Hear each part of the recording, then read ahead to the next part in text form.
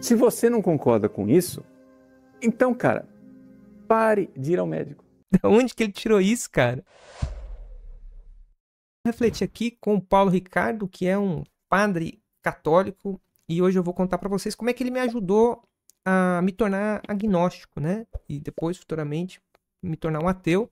Inclusive, hoje eu me considero um ateu agnóstico. Pensamentos como a desse padre aqui, ou narrativas que ele colocou, os argumentos e a maneira como ele profere o discurso dele, me fez questionar bastante coisa. Então, eu vou tentar, a partir desse exemplo aqui, mostrar isso para vocês hoje. Vamos lá.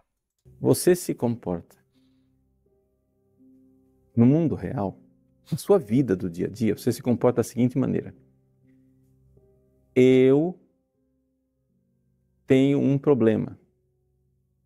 O problema está diante de mim. Minha cabeça, eu não estou entendendo a solução. Eu fico quebrando a cabeça e tentando resolver o problema, porque a realidade tem uma lógica e eu não alcancei essa verdade e eu estou aqui tentando resolver o problema até que finalmente, nossa, enxerguei, cara, era aqui. Todo mundo tem problema na vida, né? A nossa vida às vezes traz pra gente desafios que a gente precisa encarar, resolver, e isso faz parte da nossa existência e da nossa relação com isso que o padre está chamando de realidade, né? Dizer que o mundo tem uma lógica é pressupor que o mundo segue uma racionalidade fora da nossa própria razão. A gente não sabe isso, né? Primeiro porque nós somos muito pequenos e somos insignificantes na dimensão do universo, tá? E tudo que a gente constrói, os seres humanos, nós, é cultural, é social, tá? Faz parte da nossa vivência coletiva nesse planeta aqui. Então, tudo que a gente sabe é uma construção nossa em relação com o mundo, e a gente produz as teorias que tentam explicar esse mundo. Então a lógica, no meu entender, eu sou estudante de filosofia, autores que eu já li sobre isso, e pegando debates e conversas, a lógica, até onde eu consigo entender, ela é um produto, uma construção dos próprios seres humanos, tanto que não existe uma lógica só, existem inúmeros de sistemas lógicos, né? Alguns, inclusive, que admitem que a realidade ela possui contradições. Então, quando o padre ele está dizendo que existe uma lógica no mundo e que a gente tem que se adequar a essa lógica para alcançar uma verdade última, ele está pressupondo isto, né? E ele não coloca isso na narrativa dele. Ele não parte do seu próprio pressuposto e deixa isso claro, né? Ele não explica muito, né? Ele parte de um pressuposto de revelação, que isso foi revelado e que há sinais aí na revelação, e dentro desses sinais eles argumentam a sua própria verdade, né? E é isso. Mas vamos seguir aqui. O que estava o problema? Eu sei que você faz com o seu carro. Nossa, esse carro está dando essa luz aqui no painel, está dando essa falha aqui. Eu estou dirigindo o carro, o negócio não está funcionando direito aqui, ó. Vai lá no mecânico, etc. Tal. O mecânico desmonta o seu carro. Eu não achei qual é o problema do seu carro. E fica todo mundo quebrando a cabeça, etc. Tal, até que... Cara! Era isso aqui, ó. Pensa. Era esse parafusinho aqui que estava solto. E o carro começa a funcionar satisfatoriamente. O que nessa simples experiência de mandar o seu carro para funcionar, o que você está dizendo? Existe uma lógica lá fora, no mundo real. Ele é racional. A minha inteligência não é a ordenadora do mundo, senhor Immanuel Kant.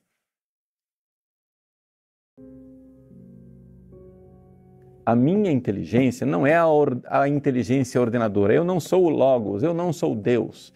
Existe um... Tá, vamos partir daqui. Muito, muito bom o exemplo que ele dá do carro. E aqui a gente tem algumas reflexões aí para fazer. Vamos lá. Bom, primeiro, eu concordo com o padre quando ele fala que existe uma certa ordem. Mas essa ordem, ela também pode ser caótica, né? Convenhamos. As estrelas estão explodindo por aí, buracos negros, a natureza, né, tá se matando, se comendo, né, na selva. Vulcões estão entrando em erupção, terremotos. Então, assim, existe muito caos. A ordem que o padre Paulo Ricardo que tá colocando pressupõe que esse Deus criador está ordenando as coisas, esse logos, né, essa razão universal está ordenando e organizando tudo, e a gente, de alguma forma, entra em sintonia e consegue captar essa razão universal que faz tudo funcionar. Mas as coisas funcionam em caos também, tá, gente? Então, no meio desse caos, na história do universo, que a gente de verdade não sabe o princípio e nem o fim, para onde vai, para onde está indo, a nossa experiência humana ela é um sopro rápido aqui. A nossa consciência, ela aparece e desaparece, ela aparece atrelada a esse corpo, ela emerge da nossa condição material, física, que a gente se reproduziu, nós somos reproduzidos pelos nossos pais que vieram numa linha de reprodução contínua da vida humana, e de repente você é um ser consciente e depois você sabe que você some, você está vendo as outras consciências que se relacionaram com você na sua vida sumindo, e você percebe isso, né? Então, nós somos finitos. Então, assim, da onde ele tira essa certeza? Esse é o ponto. Ser agnóstico ou ser ateu não é negar que existe um mistério muito, muito profundo na nossa existência. De forma alguma. Ser ateu é negar a certeza, a condição de certeza das respostas que as religiões, enquanto produtos culturais e sociais, oferecem essas respostas. Eu não tenho por que abraçar essas respostas. Agora, eu não nego, enquanto ateu, enquanto uma pessoa que não acredita nessa divindade, nessa intencionalidade por trás do universo, a gente não sabe o que é isso, a gente sabe pouco sobre as nossas existências, a gente consegue construir um conhecimento sobre a nossa experiência de vida e esse acúmulo histórico que a humanidade vai guardando e passando de geração em geração. A gente chama aí de conhecimento, de cultura, de ciência, de arte, né? A gente sabe que isso a gente tem um certo domínio, um certo controle da realidade à nossa volta, mas a gente tem pouco, na verdade, né? Se cair um meteoro, dependendo do meteoro, do tamanho do meteoro que cair aqui na Terra, acaba tudo. Acaba tudo. Então, assim,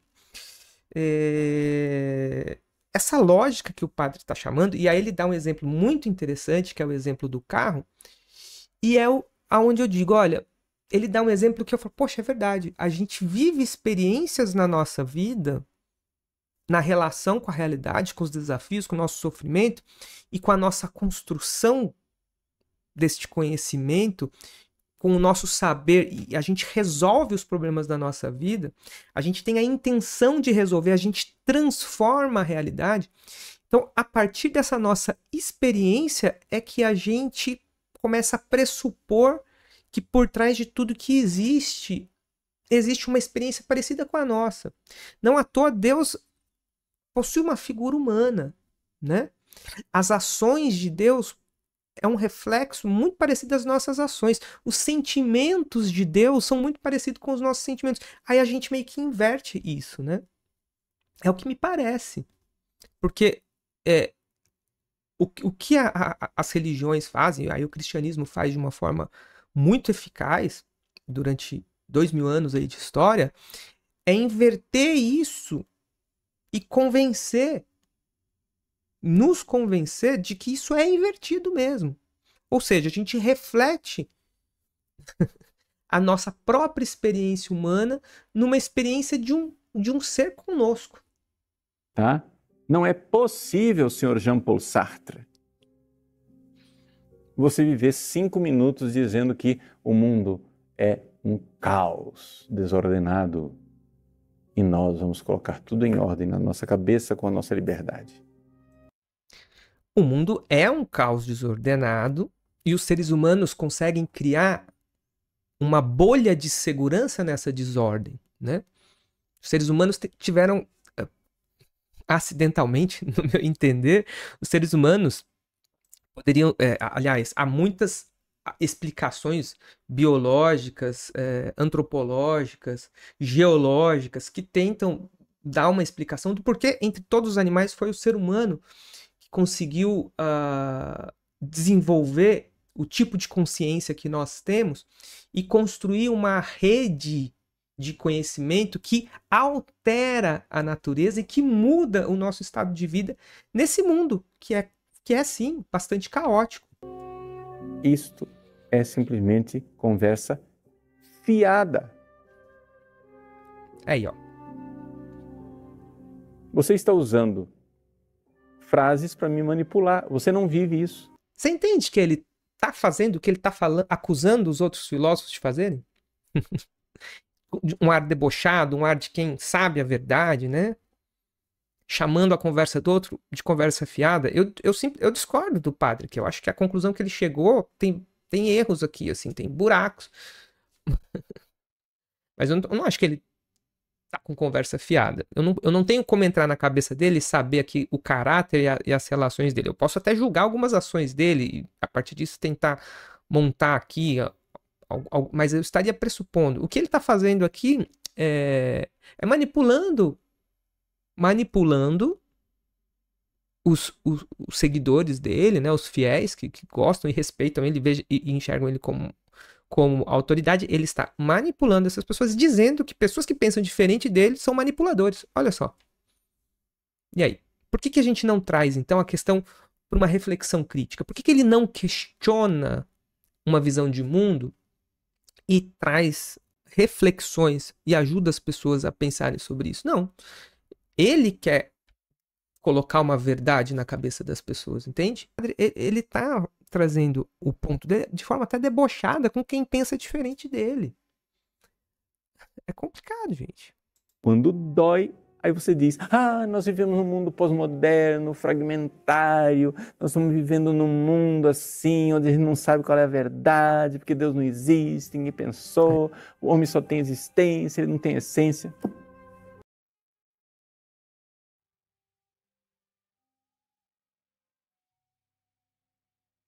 Tudo isso é pensado, tá, gente? Olha só. Esse silêncio, essa pausa, o cenário, a música, os livros, a figura de autoridade, assim, é genial até, né? Muito bem feito, assim, genial no sentido de ser algo muito bem construído, mas a gente precisa alimentar a nossa capacidade crítica, questionadora, reflexiva, né? Tentar botar as coisas em relação, né? Bom, acho que é isso.